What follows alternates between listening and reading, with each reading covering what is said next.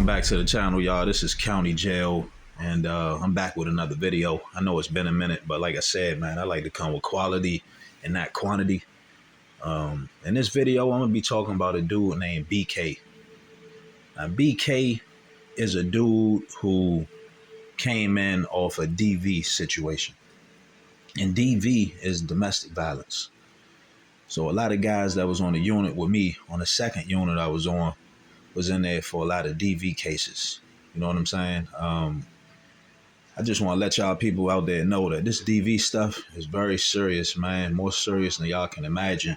So if you out there beating up on your spouse, your girlfriend or whatever, just be prepared, man, that you're going to be sitting down for a little bit because these judges not playing no more. They're not letting cats walk for beating up on these women. And that's a good thing, man, because you shouldn't even be in a relationship anyway if you're sitting around beating up on your girl, man. You're supposed to love on your girl, not beat up on her and not emotionally abuse her and things of that nature. But, you know, I know in certain situations, you can't always walk away from it. But guys got to be strong mentally, man, and learn how to just walk away. That's your best. That's your superpower right there. Just walk away. Walk out that front door. Some women may not let you walk out that front door, but man, if they won't let you walk out, you run out. You knock the damn doors off the hinges by getting up out of it. Because you know, if you don't, you're gonna be sitting down, man. You're gonna be sitting up in that jail with a statement written against you about how you did this and that. That person that you got into that situation with gonna be going all the way back in time, talking about how y'all was in these arguments, and they're gonna be saying stuff that they didn't even see. You know, you get into relationships, you do some pillow talking. You know, you talk a little bit to your person, man, and you say things that you probably shouldn't say, but that's because you feel like you can trust them. But anyway, this dude BK, man, when he first got on the unit, I thought BK was a crackhead. He just had that crackhead look to him, man. He looked kind of worn out, looked older than what he was, than what he is. And, you know, he just looked kind of off a little bit. But I was in for a big surprise because all those things I thought about dude, he wasn't. And one of the reasons why I made that assumption is because who he was associating himself with. See, he was associating himself with this dude named J.O. Now, J.O. was kind of mentally challenged. I wouldn't even say kind of, he was mentally challenged, man. And J.O. was in there sitting for a DV case. And J.O. Was a drug addict and all these things. And I saw BK hanging out with him. And that's why I made the assumption I made. But that's why I tell you, when you're sitting in jail, you got to be careful who you associate yourself with, because the person you associate yourself with, that's who you are, man. That's you. So you got to be very careful what kind of company you keep. But anyway, as I got to know BK was, man, BK looked like he was about 45 years old, man. And BK was only 36. That's how old he looked. But I started talking to BK, chilling with him.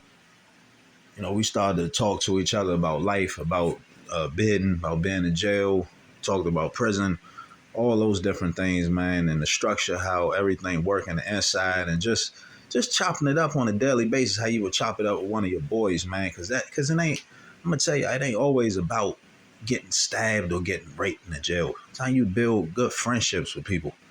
You know, you build that camaraderie in there, and you build some long-lasting ties with people, with guys inside, man. So don't get it misconstrued that it's always about violence and all these bad things. The same way people out here form friendships and bonds, the same thing happening there. You know, and by you forming bonds and friendships, man, you got you a soldier that'll look out for you up in there, man. Throw you some commissary, look out for you if somebody trying to get at you. You know what I'm saying? You got you one of those, man. You got you a real friend, man, a real soldier on your team, and you need that because you can't do it. You can't be up in there by yourself, man. I don't care what they tell you. You're going to need some kind of alliance up in there. you know, because that matters. It's strength in numbers when you're locked up. So anyway,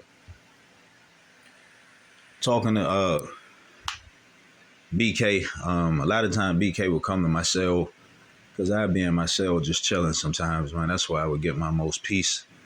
I'd be in my cell chilling, and BK would get on the phone, and after he would get off that phone, man, he just had a sad look to his face a lot. And he was basically saying that his situation didn't sound so good. You know, he'd be talking to his girl, and his girl was telling him that the judge, the prosecutor, the lawyers, or whatever, wanted him to cop to a certain amount of time, or they would be telling him that he was getting indicted. So before it was time for BK to go to his court date, you know, him and we talked about his situation a little bit, and I was like, look, man, you're gonna come out on top. You might get a bond. You know, you're gonna go in there and come right back out. Well, BK went to court. And BK went to court and got indicted for a few domestic charges. So when you get indicted, that basically eliminates you getting a bond. You know, that means that the grand jury has found probable cause to convict you on a certain crime. I think that's how it go. Yeah, somewhere along the lines of that. They got some type of credible evidence to convict you. So when you get an indictment, there's no preliminary hearing.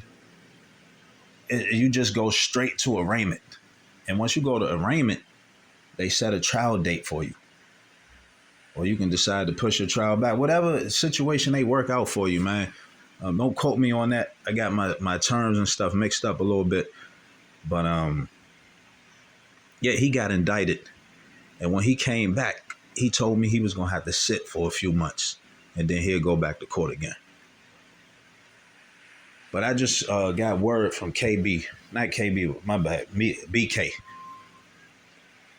I just got word from BK that his offer is 15 years. So this is like real sad news for me, man. Me and one of my boys have been keeping in contact with BK. And first it went from 7 years to 15 years. And that's all they can do for him. Now, I'm pretty hurt about this situation, man, because out of all of the people that was on that unit with me, everybody went home except him. And when you form these friendships and these bonds with guys, man, and you find out that they still sitting in there after fighting their case, it hurts, man. It leaves you with a feeling that even though I'm out here, I don't feel free because all my boys ain't free. You know, I'm not free until all of us out of there.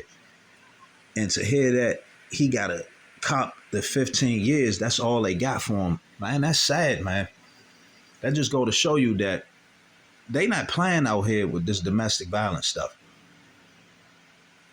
I seen guys sitting in there, they first time, man, they had to sit down for about 6 months over their first charge. Well, BK had showed me his paperwork when he was in there, and he had a long criminal history.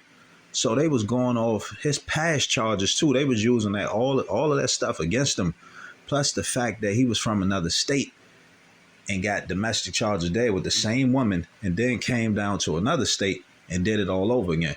So he was in a situation. He's in a situation with a woman where this is ongoing. This has happened repeatedly. This is one of those situations where something has happened between them. He got arrested, got out, they got back together, and then it happened again. And then they got back together again. When something like that happens the first time, 9 times out of 10, you shouldn't go back. There should be a cooling off period to where you and your woman take time out from each other to get yourself together. Go to therapy, work on yourself.